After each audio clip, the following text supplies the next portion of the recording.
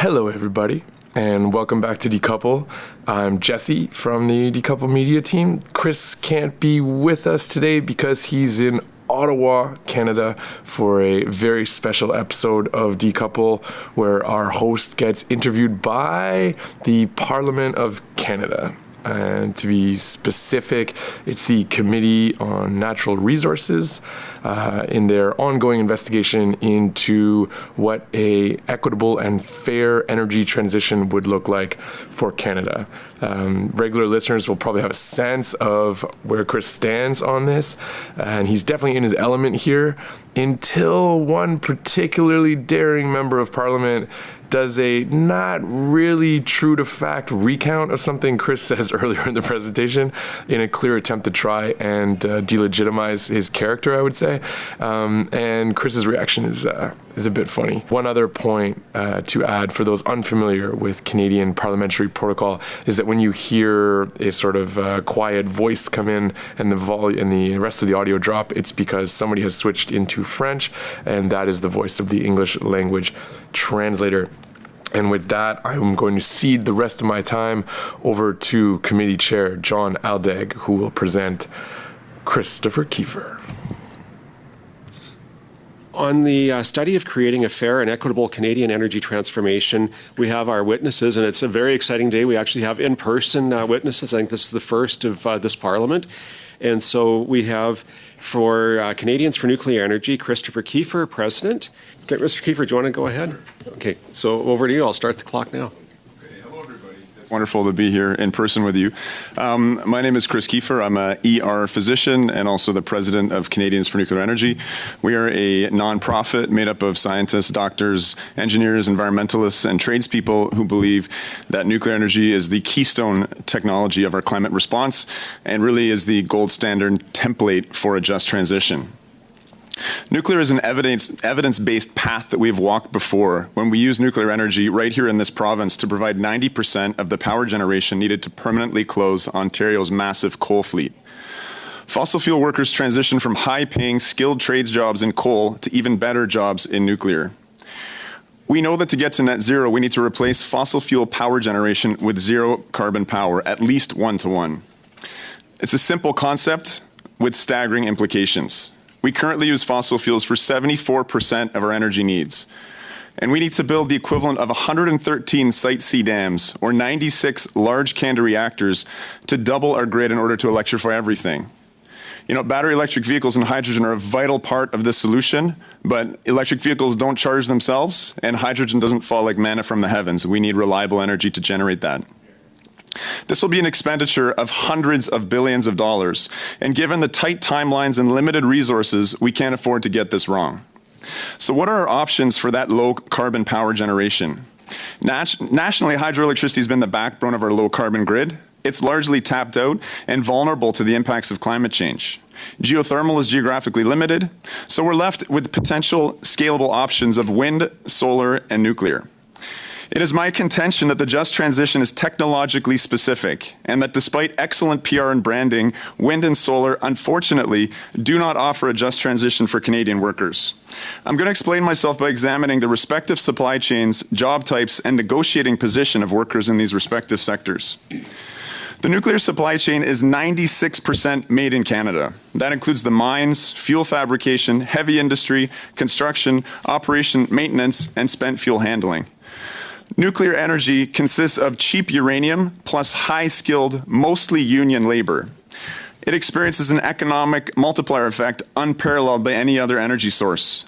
Every dollar invested in nuclear in Canada generates a $1.30 return in GDP. So we capture the value of that entire investment, and again, we're talking hundreds of billions of dollars within the Canadian economy, and mostly within the pockets of working Canadians. Wind and solar, unfortunately, don't share this. The supply chain is almost exclusively overseas.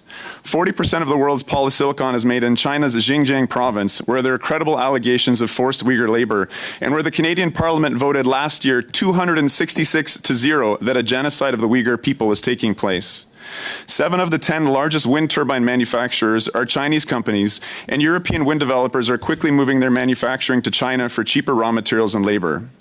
What are the just transition implications of spending hundreds of billions of dollars right here at home in Canada on nuclear, the ultimate economic multiplier, versus generating an epic trade deficit by sending that money to a foreign supply chain in an authoritarian country and becoming a nation of low-skilled, foreign-made solar panel and wind turbine installers? Let's talk about jobs now. I want you to imagine yourself in the parking lot at a nuclear plant. It's a big parking lot, probably 2,000 spots. Who's getting in and out of the cars? Nuclear plant workers, skilled tradespeople, boilermakers, pipe fitters, electricians, welders, STEM professionals, PhDs. These workers have permanent, secure, intergenerational employment anchored in their community, and almost all of them are union members. They earn six-figure salaries mostly and spend their wages within their thriving local communities, stimulating their local economies. Wind and solar, on the other hand, does not offer these same kind of jobs. The majority are in installation and construction. Jim Harrison, the director of renewable energy for the Utility Workers Union of America, says it's a lot of transient work that is marginal, precarious, and very difficult to organize. 2/3 of jobs are low-skilled and most are non-union. Once constructed, these facilities are virtually workerless. I want to close by talking a little bit about labor history and just how workers have got themselves just working conditions to this date. As Frederick Douglass famously said, power concedes nothing without demand. Workers were not historically gifted high wages and safe working conditions, they fought for them. It is high-skilled workers that are hard to replace with scab labor who have the right to strike that win concessions. Nuclear offers precisely this mix. An overseas supplies chain, workerless wind and solar facilities, and temporary low-skilled jobs do not offer this possibility. Ultimately, Canadian workers will be the heroes of their own just transition, but only if policymakers make the right technological choices and set the right industrial policy centered on Canadian nuclear energy. So my organization would like to see nuclear included in the Green Bond. Bonds built the infrastructure of this country, which we're currently freeloading on. You've heard the sheer volume of the number of power plants that we're going to need to build. I'd also like to suggest that we develop a federal vehicle which can help to facilitate investment in this structure, streamline licensing, etc. And lastly, there is a critical need for education in the STEM areas and skilled trades in order to staff the positions of this nuclear renaissance, which we truly believe is coming to Canada. Thank you very much. Thank you. A little bit more. Canada's a leader in nuclear research and technology, exporting a lot of the CANDU reactor systems and most of our uranium products. So what should the government do to expand the industry here in Canada and potentially and use it to make as many jobs as we can potentially? I think the scale of what's required, the staggering scale truly of the number of power plants we need to build really means that we cannot abandon our CANDU technology, which is, in the words of Seamus O'Regan, a gold standard reactor around the world. First off, we're into refurbishments, which is absolutely excellent. It positions Canada very well. Many other Western countries have had troubles with new build in the last 20 years, and it's because they had an atrophied workforce and they were experimenting with new designs. So we have a design that we're intimately familiar with thanks to the refurbishment and an absolutely excellent tuned-up workforce ready to go. In terms of, federally, how we can support the provinces, because it's a provincial jurisdiction, building power generation, I really think this needs to be subject of some form of a parliamentary inquiry, because, this is a staggering challenge. In World War II, I think we started 17 crown corporations and we built more armored vehicles than the Axis allies combined. We talk about the need for, World War II level mobilizations. Federal governments have got involved in energy before. We have unfortunately bailed out things like, hydro dams. The federal government bought the TMX pipeline. We have a percentage of the Hibernia oil fields. It's time to make those kind of investments in nuclear, which is really what can deliver both effective, deep decarbonization, as we proved here in Ontario, and a just transition, as I hope that we've demonstrated. Should the committee ask the government to send a signal that the nuclear energy must expand to meet future energy needs as part of this transition? You answered that, I think. I'll give you one word, yes. Yeah, and also, the wind and solar energies that you had, I'll get back to you on that as well, but, the wind and solar technologies, as you indicated in your opening remarks, are not as reliable and they're foreign made. We've got a nuclear system here that I think you just described as top-notch in the world and creating valuable, well-paying jobs, unionized jobs in most cases as well. So is there anything you want to expand on that? Yeah, I mean, there's a big taboo to talk in negative terms about wind and solar technology. This is not punching down. Of global electricity spending, it's about $800 billion. Wind and solar are using about $300 billion of that investment. And this is a critical issue. I'm not paid by the industry. I'm a physician giving up shifts so I can come to Ottawa and give this testimony. I do this out of a sense of civic duty. I'm the father of a 3.5-year-old. And I think we have a really divergent path forward in terms of what this country is going to look like. And we desperately need to reshore industry. And to do that, we need reliable energy to drive that.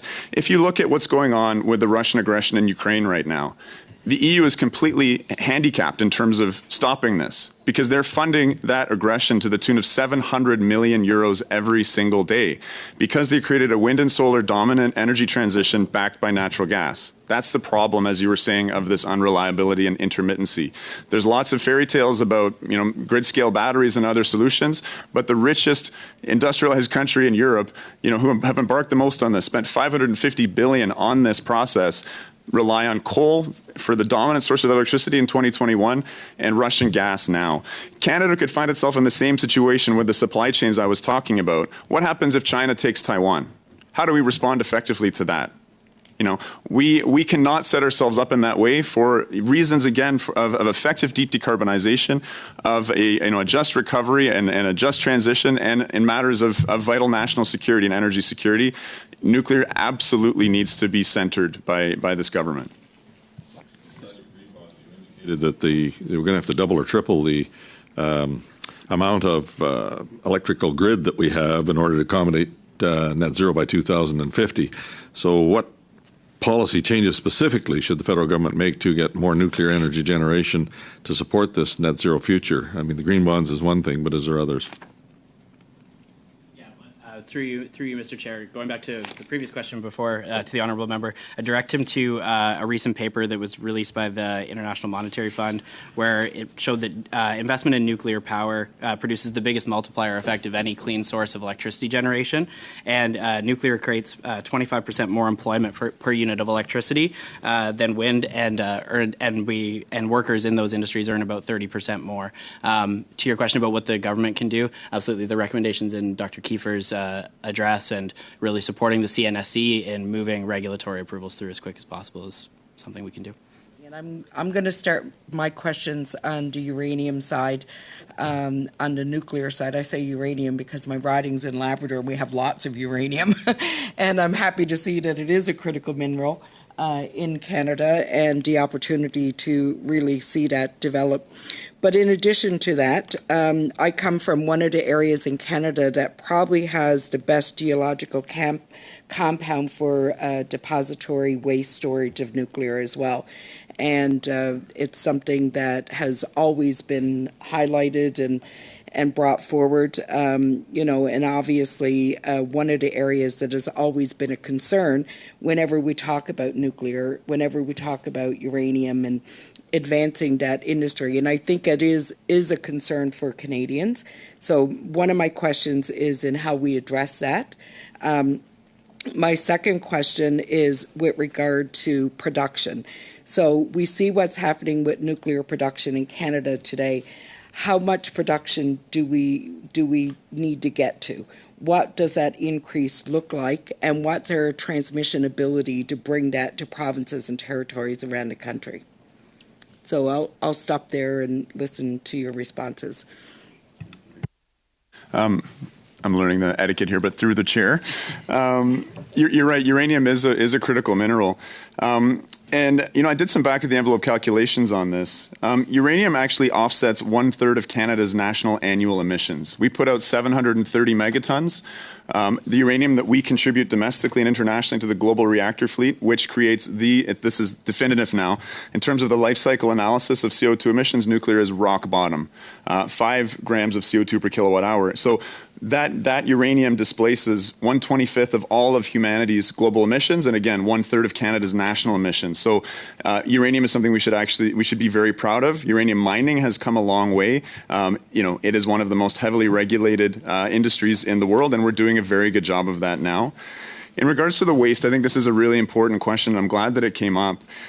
You mentioned having really good geology for a potential repository. You know, what really put me at ease was talking with a number of geologists. And the thing is, you're saying the rock is so good, right? And the rock is the barrier. The mechanism for waste to get out of a repository and accumulate in a dose that could be harmful to anybody is that water needs to get through all of these engineered barriers, right? It needs to dissolve a ceramic, okay, which doesn't happen very easily, and then it has to carry those radioisotopes in solution through the rock. Well, the rocks we're looking at in South Bruce, it takes 1 million years for water to move 1 meter, right? And after about 1,000 years, the only way for nuclear waste to harm you is if you eat it, pulverize it and eat it. And I'm saying this as a physician who's looked into this in some detail. I'm not trying to brush off concerns here. But we've made such a mountain out of a molehill with the waste. You know, all of the waste that Canada has produced in 70 years would fit in one hockey rink piled 1 telephone pole high, just to give you a sense of that volume. You know, this room maybe with the ceiling twice as high. Uranium is so incredibly energy dense, and that's the secret to why it is such an environmentally friendly form of energy generation. You do the least mining. You need the least materials, right? A nuclear power plant might look big and ominous, but the Pickering nuclear power plant on the footprint the size of Costco provides all of the baseload needs for the GTA. So it's staggering, and that's why I've come to be passionate about it. You know, again, I have no ties to this industry. It's just, you know, having looked at the evidence, how serious climate change is, and started to evaluate what the potential solutions are. This is where I've been steered towards. And I'm sorry if I'm taking up too much time here. I'll cut the mic. There's enough time to. Mr. Keefer, I saw that you're quite passionate. I noticed this when you were talking about nuclear. I have to talk about something that concerns me, waste management. You know that in Chalk River there is nuclear waste that is close to a water supply. So if something unfortunate were to happen, well, the island of Montreal could not have access to clean water. I don't know much about waste management, but it's a major concern for a lot of people. How could we have a waste management that would be acceptable and that would create risks that would be less significant? Because we need to support workers, but the equitable transition is also to not put a burden on future generations. And I think that waste management is something that the future generations will have to pay the price for. End of the 6 minutes, but I'll give you just a quick response to that if you could, and then we'll move to Mr. Angus for his 6 minutes. Sure. I mean, like I said, this is an issue that does definitely merit a response. You know, we've been storing spent civilian nuclear waste for 70 years now. In the world's history of storing spent civilian nuclear waste, there's not been a single death associated with that. We know how to shield radiation very, very well. We need a permanent solution. Finland is building a deep geologic repository right now. It'll be open shortly. As I was mentioning before, the geology is what contains it. We talk about burdening things. We think about civilizational life scales. It's reasonable to say, oh my God, you know, 10,000 years. There hasn't been a civilization that's lasted 10,000 years. We're talking about rock that's hundreds of millions of years old and completely stable, where we understand, again, the characteristics of that rock. And as I was mentioning before, if it takes water 1 million years to move 1 meter through that rock, carrying anything that could potentially come out from all of those engineered barriers, it's no longer harmless at that point. We need to be worried about the forever wastes out there, the heavy metals, and particularly the fossil fuels that are continuously spilling into our atmosphere and driving climate change. So I know we don't have much time, and I'm happy to address this further, but I do think this issue has really been blown out of proportion by anti-nuclear environmentalists that use it as a means to prevent what I think is our most effective climate solution. Okay, Mr. Angus, you have 6 minutes. Thank you very much. I was reading the IPCC reports on nuclear. They're not quite as gung-ho as you are, Mr. Keefer. They rate the serious question about risk of proliferation, negative environmental impacts, mixed effects on human health. They talk about the long timeline it takes to actually get one of them up and running. And they talk about the risk of accidents and radioactive waste management. So that's the IPCC report. But I'd like to focus on the issue of proliferation, because these small modular reactors are different than CANDU. So, Mr. Keefer, we're going to be pitching this technology to the global south where it's possible to extract plutonium. How are you going to address that issue of the threat of proliferation of nuclear? Might pass the question to another. I'm happy. I'm asking you. Yeah. Yeah. No, I'm happy to answer part of that. I'm not a nuclear engineer. This issue of nuclear energy leading to nuclear weapons, we have some interesting examples. Look at South Korea and North Korea. North Korea, a country with no civilian nuclear program and nuclear weapons. South Korea, a country that is about 40% powered by nuclear energy, right? Our technology, Right. the small modular reactors that you can get plutonium from. They're not CANDU reactors. So why are we selling them if you can get plutonium from them? So plutonium is created as part of neutrons bombarding uranium-238 inside of reactors around the world. It is incredibly difficult to extract plutonium from spent nuclear fuel like that. I'm going to leave that to my. I have to go on. Sure. I only have 6 Sure, minutes, but sure. That's not. I mean, listen, I'm just Charlie for Northern Ontario, but I'm reading the IPCC. And they have flagged this as a serious concern. So I just want to go to the Toronto Star. April 2nd, David Olive, I'm sure you read his article on questions about these small modular reactors. He says that over 20 years in development, still in the concept stage, current SMR designs won't achieve widespread deployment until the mid-2030s. By then, they will have been overtaken by improvements in existing clean energy sources and future advances in biomass, hydrogen, methane emission reductions.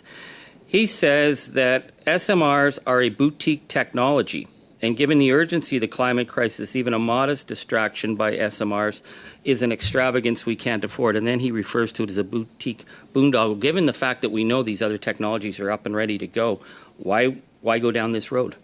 Charlie, you mentioned biomass. Biomass is a terrible source of energy. We're taking land that could be used to grow food and turning it into fuel. We're turning wood chips into power. We currently, the largest plant in the UK, they burn 4 gigawatts of wood chips from South Carolina, right? So saying that a biomass is a solution, the SMR that we're pursuing here is based on existing technology. It's just a scaled down version of a larger power plant. This isn't a bogeyman. We've been operating boiling water reactors around the world since the 60s. We get told that we're afraid of this. In fact, you told us I could go home to my people and tell them they could eat uranium.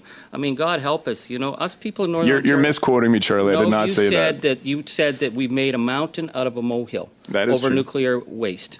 When the questions that are being raised about the small modular reactors and the enriched uranium, this isn't CANDU waste. This is a different kind of waste. And, I come from Northern Ontario. We live with rock. Rock moves. Water moves. I don't know if maybe Yvonne Jones wants it, but you guys, you send your people to our area all the time looking for a place to dump it because it's a serious issue. But the CANDU reactors have a kind of technology, but this is different. And you haven't addressed the fact that we're talking about an enriched uranium that there's serious questions about. So am I supposed to go home and tell people in Northern Ontario, hey, it's all been overblown, you can fit it in a hockey arena, you can eat it? So, Charlie, that's not a plan. You're right that Canada has homegrown nuclear technology where we use non-enriched uranium. The rest of the world uses slightly enriched uranium in their reactor fleets and are managing their waste. The Onkolo site, the Finnish site for their DGR, is going to be holding waste from those kind of reactors. Canada is actually unique in using non-enriched. This is not a major issue. And again, waste being managed worldwide. The modular reactors are different than CANDU, and that's the question Mr. Romano, the physicist, gave at the Environment Committee, was that because it's enriched uranium, it's a different waste, and it's a more problematic waste than dealing with what we're still trying to figure out where to put the CANDU. It's the waste that's produced in reactors basically everywhere in the world outside of Canada, and it's what's going to be put into the Finland depository. I think you really need to consult with some more physicists on this and some more nuclear engineers on this to understand this issue in more depth. And in regards to the IPCC, he's a physicist, and he raised this because the idea that, boy, oh boy, you can eat the uranium once it's I never said that, Charlie. Well, you did. I said if it sits long enough. I said after 1,000 years, after 1,000 years, the only way it could hurt you is if you pulverized it and ate it. I'm not suggesting anyone eat nuclear waste, Charlie. Well, I've been in Northern Ontario, and we've dealt with nuclear issues time and time again.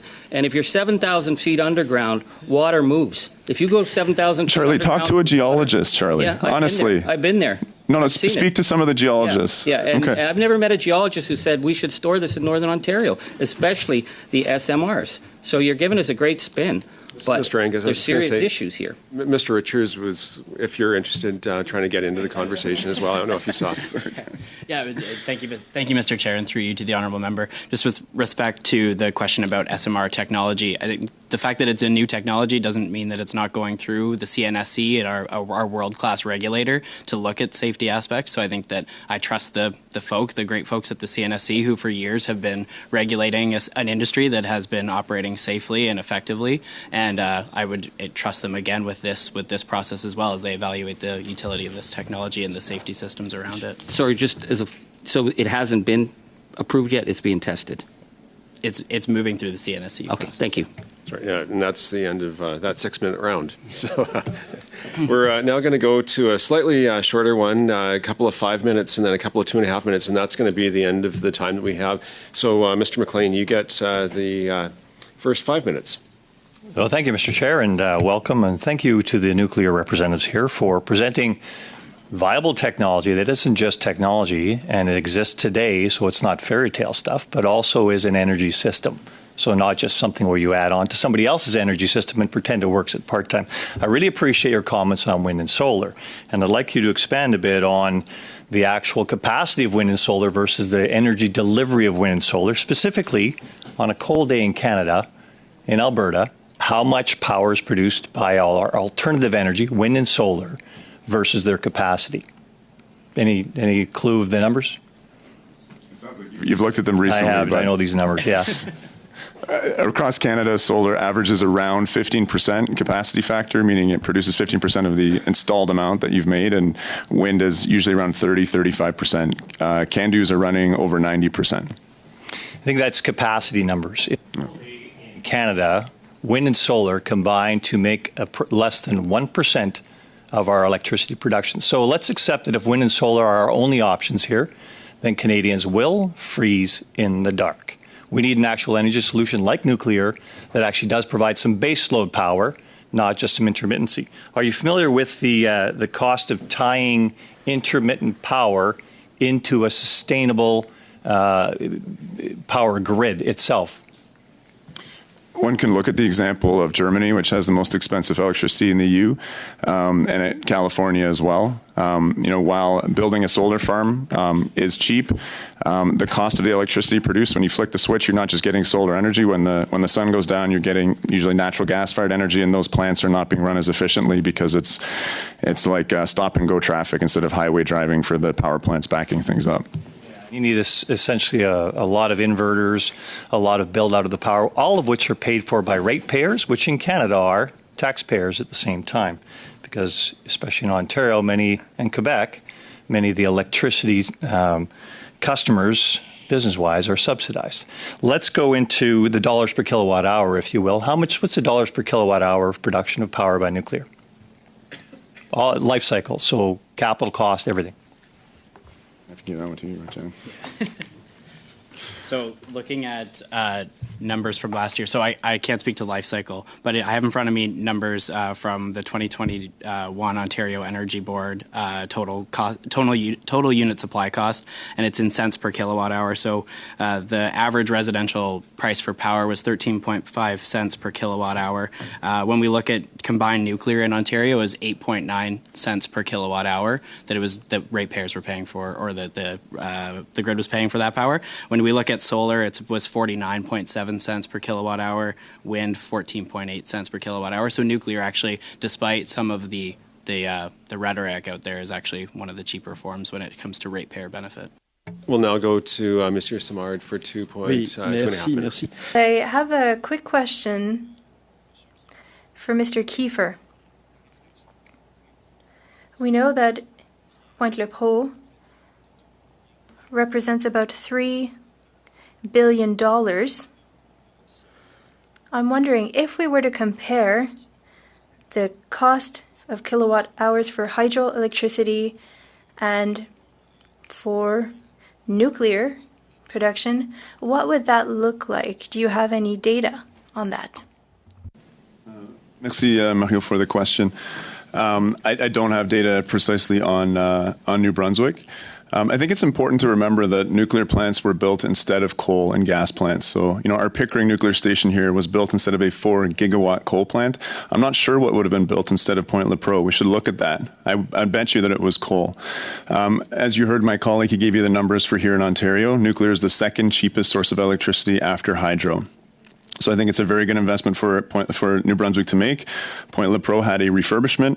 That plant is going to be operating into the 2040s, 2050s, providing air pollution-free, carbon-free energy for the people of New Brunswick that is reliable. And I can get back to you on the numbers on it. I'm not an expert on New Brunswick nuclear, but thank you for the question. La dernière question.